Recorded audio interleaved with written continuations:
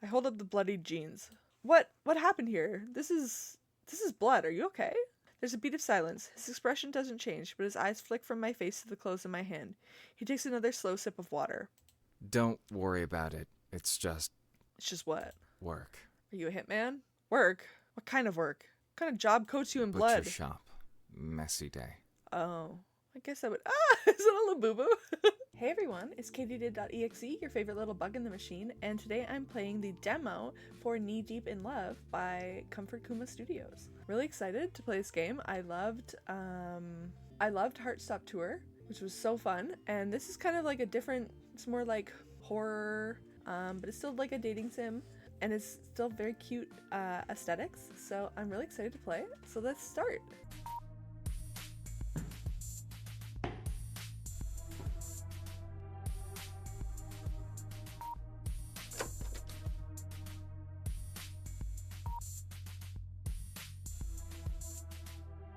Welcome back.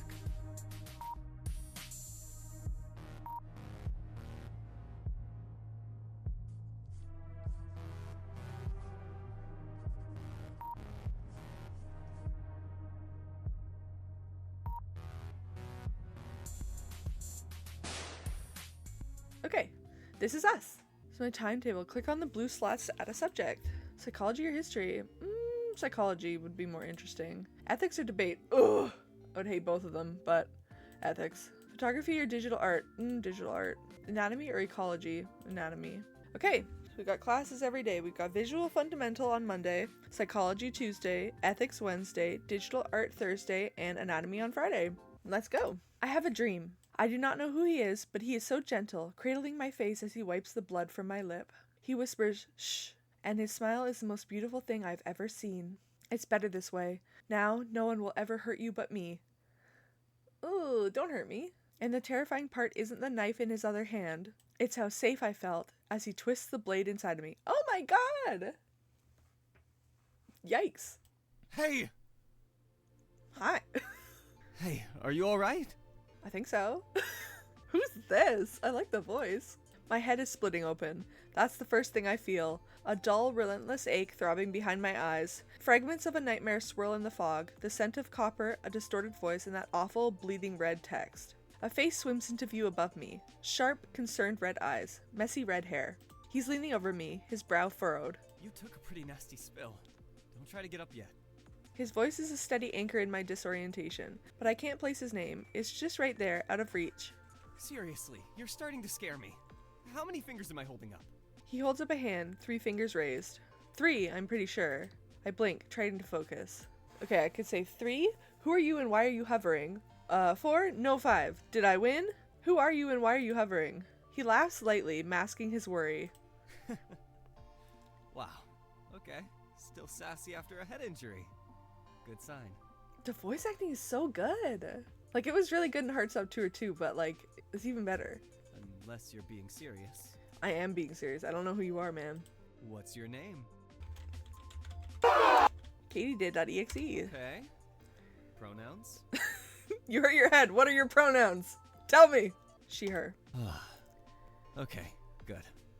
Not totally concussed. Just incredibly clumsy.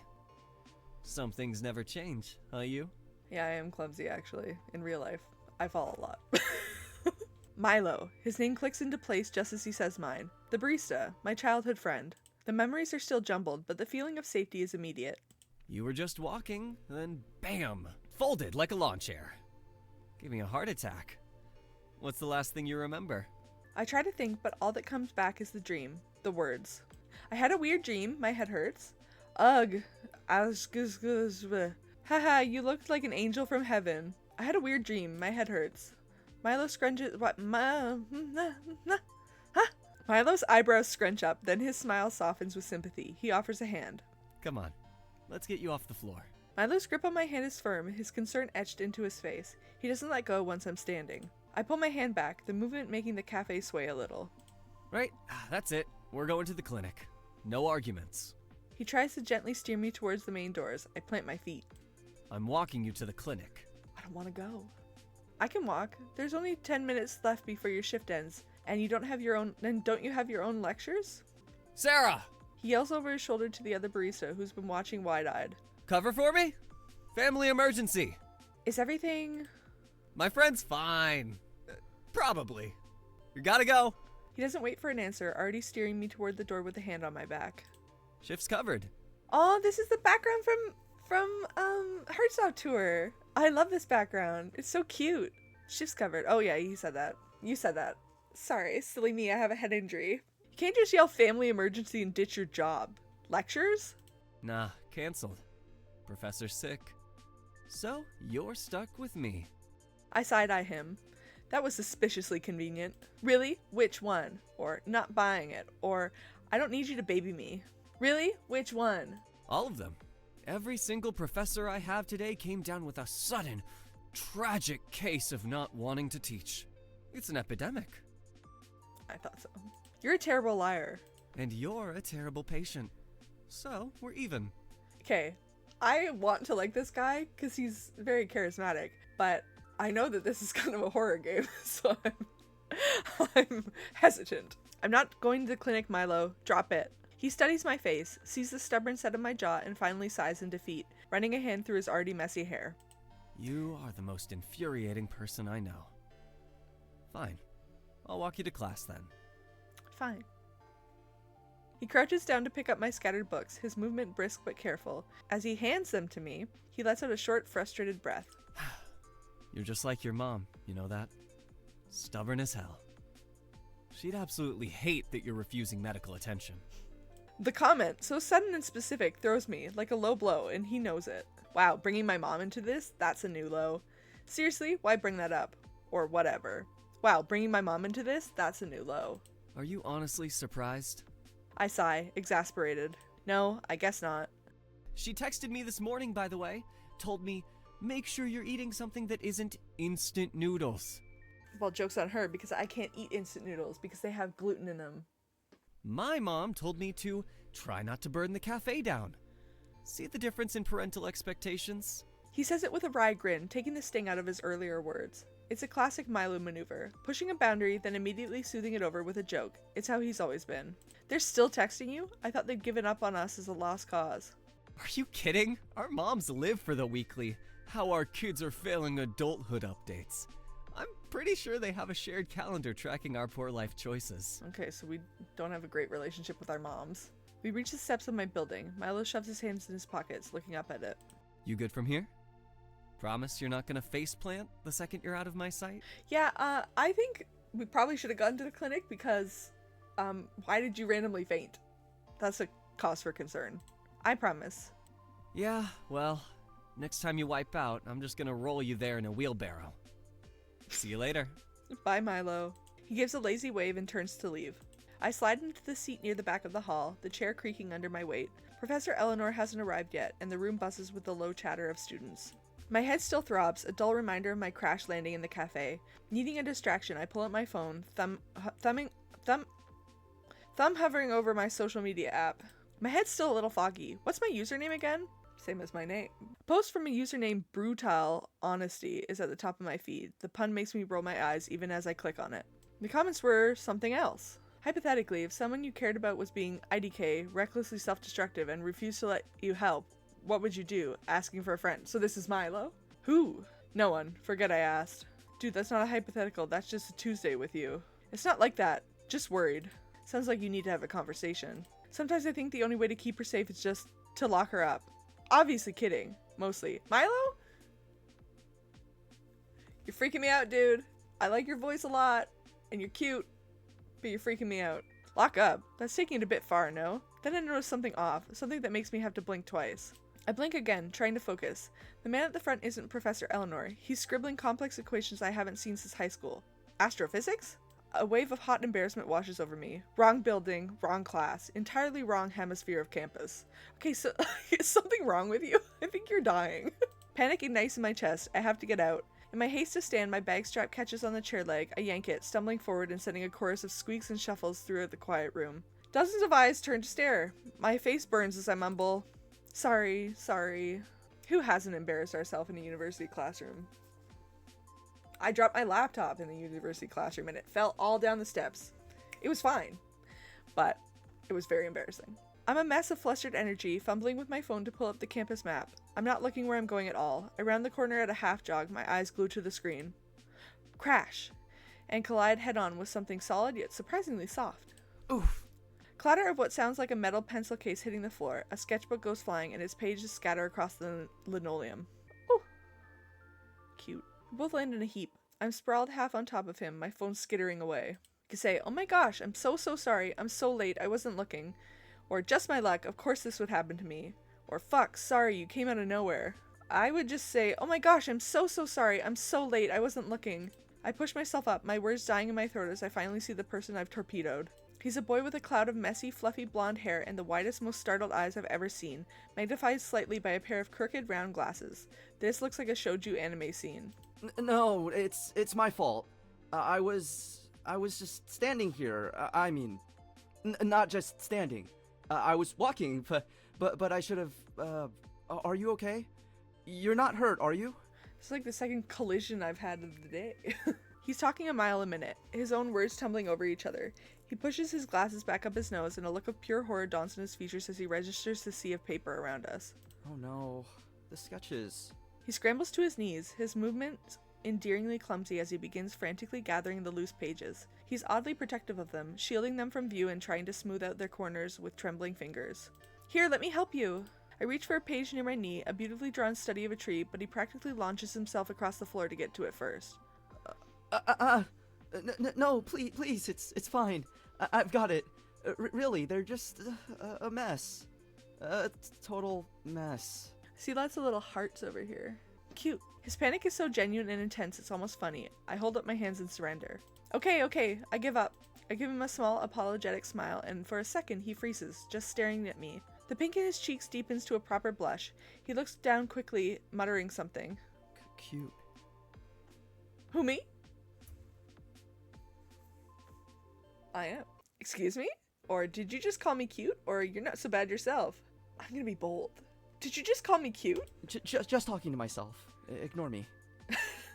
My own heart does a little flip. I gather my own things, my mind still racing about being late. In my rush, I scoop up a few stray papers near my feet, assuming they're my own printouts, and shove them haphazardly into my open bag without a second glance.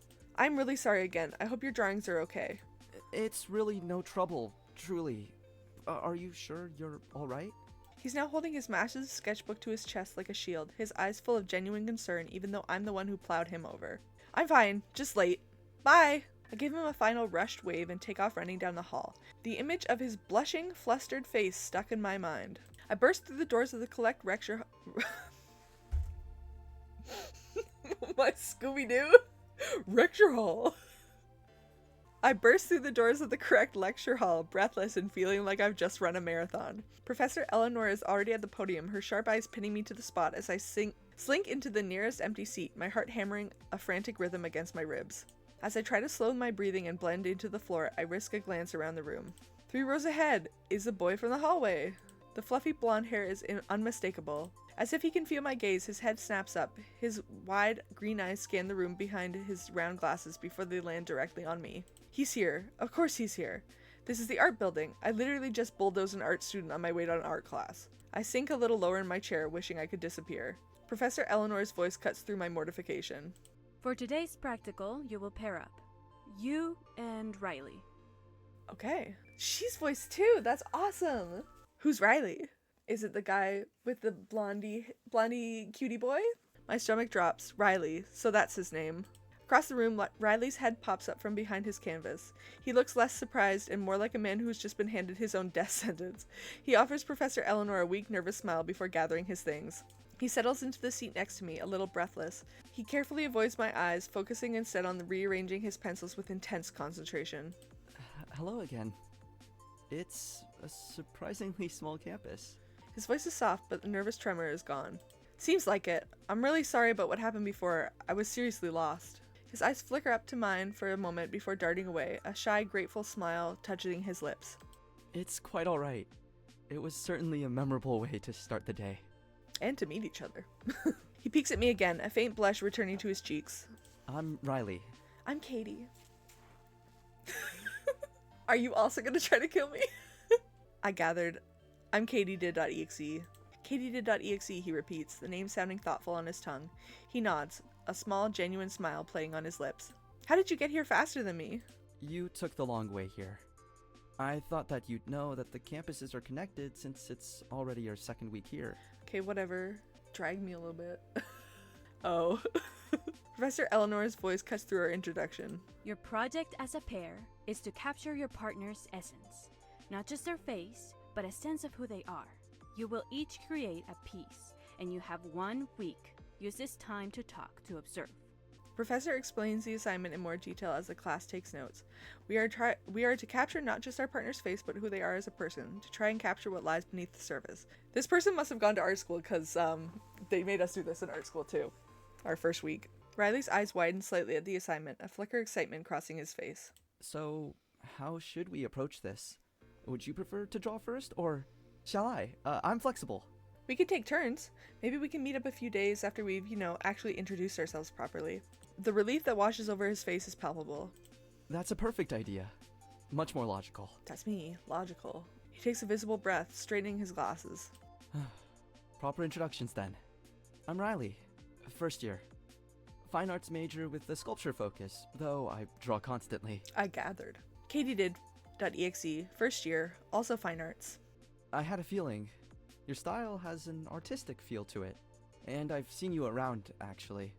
You often read under the big oak tree near the Humanities Building, the west side, where the afternoon light's particularly good. Have you been watching me, Riley? Have you been watching me? Me just be cute and sitting under a big oak tree? He says it all smoothly, but a telltale pink creeps up his neck, betraying his calm delivery. I notice light and compositions. It's a habit. And a good one for an art student to have. You're very observant. It has its uses. For our project, we could meet at the campus cafe in a few days. The light is decent and the coffee is passable. Unless you prefer another location. I'm open to suggestions. The cafe sounds perfect. The bright, beaming smile he gives me is worth all the earlier chaos. It's pure and unguarded. Excellent! It's a plan then. He pulls out his phone, his movements now sure and steady. May I have your number? To coordinate. Yes, you may. I nod and give it to him. He types it in carefully, his thumb hovering over the save button.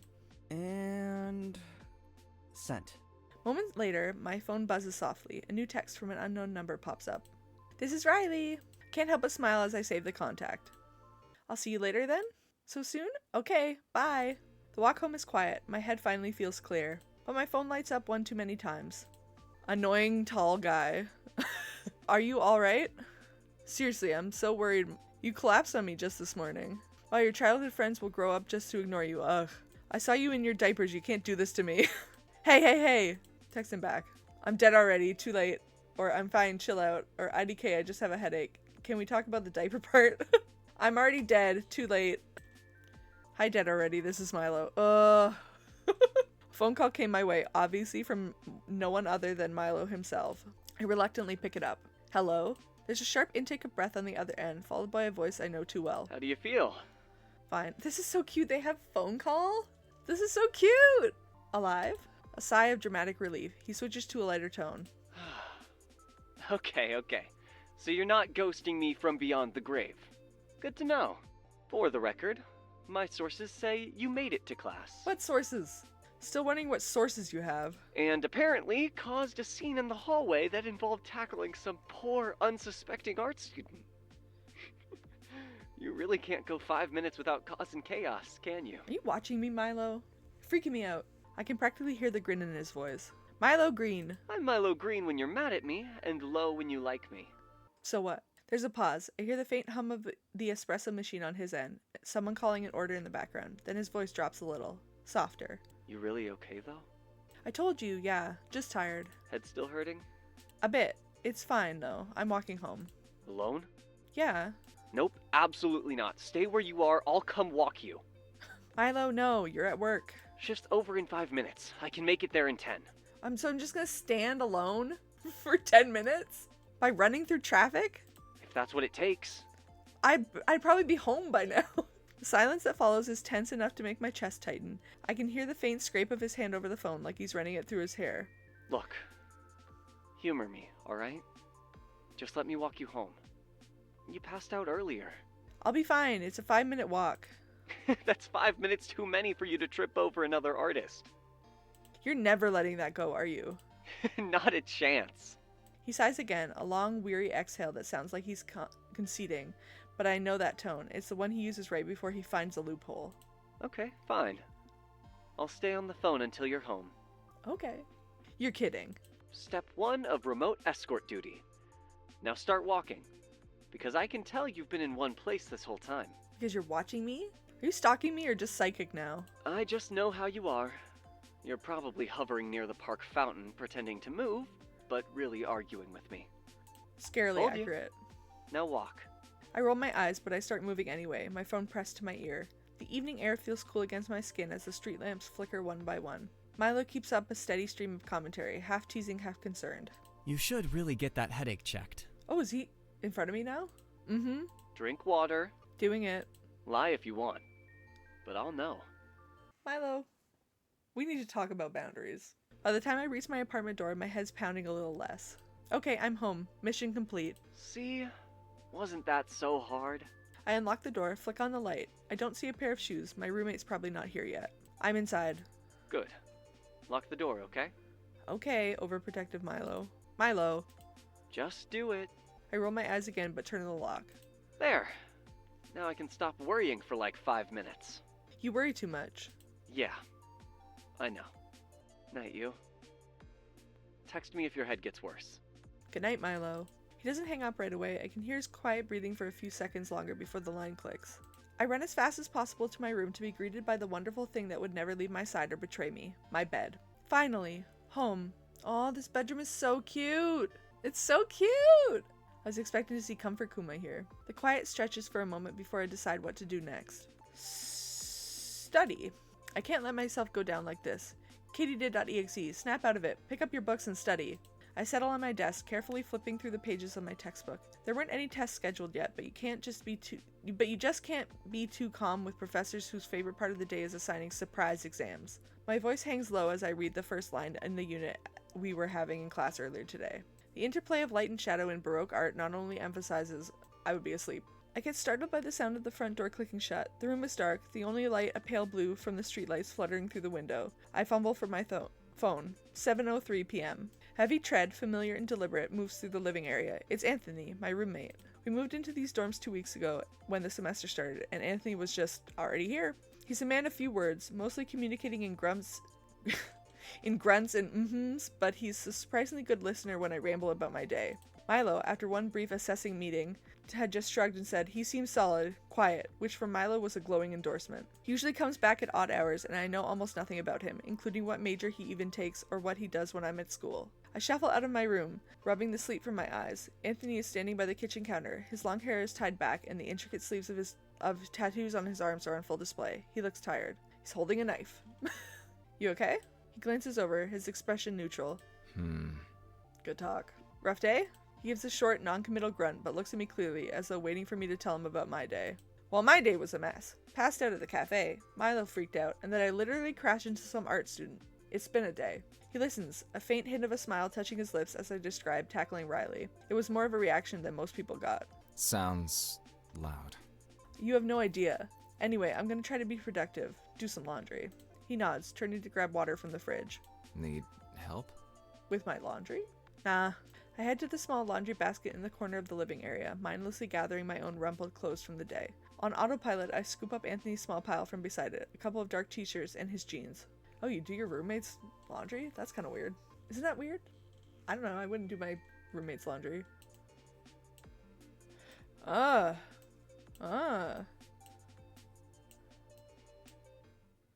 a Comfort Kuma shirt? I missed it! What is that? The jeans are dark, but the stains of them are darker. Thick, rusty brown smears that are flaking at the edges. One of the t-shirts has a large, damp patch of it. A deep, unmistakable crimson that stands out against the black cotton. Blood. A lot of it. My sleep-addled brain short-circuits for a second. I stare at the clothes in my hands, then backward towards the kitchen. Anthony's leaning against the counter, sipping his water, looking perfectly calm. Anthony? He looks over. I hold up the bloodied jeans. What happened here? This is blood. Are you okay? Or did you get into a fight? Or this isn't your blood, is it? I'm gonna give him the benefit of the doubt. What happened here? This is blood. Are you okay? There's a beat of silence. His expression doesn't change, but his eyes flick from my face to the clothes in my hand. He takes another slow sip of water. Don't worry about it. It's just It's just what? work. Are you a hitman? Work? What kind of work? What kind of job coats you in Butcher blood? shop. Messy day. Oh, I guess I would. Ah, is it a labubu? A labu labu. He says it evenly, but there's a finality in his tone that feels like a closed door. He takes the rest of the clothes from me. I'll handle mine. Don't want to ruin your stuff. Okay. That's a big red flag. If I ever heard of one. He turns and starts pre-treating the stains at the sink with quiet focus, his back to me. The conversation is clearly over. Still, that was a lot of blood. Right, okay, just be careful, alright? He glances back over his shoulder, and for a split second I see something unreadable in his eyes before it's gone. Mm-hmm. Always am. Butcher shops use aprons and gear. Why are his personal clothes soaked? Wait, I should ask him more questions. So we can ask him, what's your major, what's on your mind, or what do you do for fun? Let's ask him his major. Suddenly. I don't know, just want to know, buddy. Odd timing. Yeah, well, there's blood all over your clothes, so who's weirder? You never said. You never asked. I study with Eleanor, a professor, Eleanor. Then why didn't I see you in class? I do too. I never see you, though. Oh? He looks uncomfortable, avoiding my gaze. She one-on-ones me, teaching me literature since we don't have a course here on that. I'm suspicious. I thought we had one. Greek literature. The tragedies. I let out a short laugh, shaking my head. Fine, I'm done. He gives a satisfied nod, turning back to scrubbing at the stains in the sink. The water runs pink. I quickly separate my own clothes, the bright whites and pastels a stark contrast to his dark, bloodied fabrics, and shove them into the machine. The rest of the evening passes quietly. Anthony retreats into his room, and so do I. It's way too late, 11:18 p.m. I should sleep, but there are no classes tomorrow. I mean, like, I could just stay up the whole night. Let's stay up! Okay, I think I'm gonna leave it here, because my camera is dying. Thank you so much for watching. I'll play another episode of this. Leave a like if you feel like it. Leave a comment if you feel like it. Subscribe if you wanna. I'll see you later. Bye!